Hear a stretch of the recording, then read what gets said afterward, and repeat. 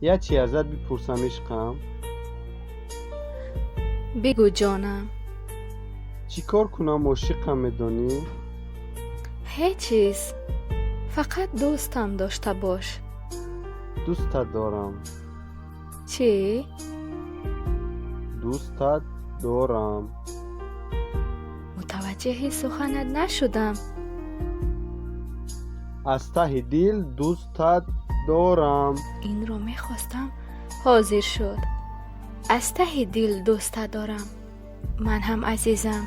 تا وقتی هستی در این دنیا این طور دوستم بدار عزیزم. دیوانه.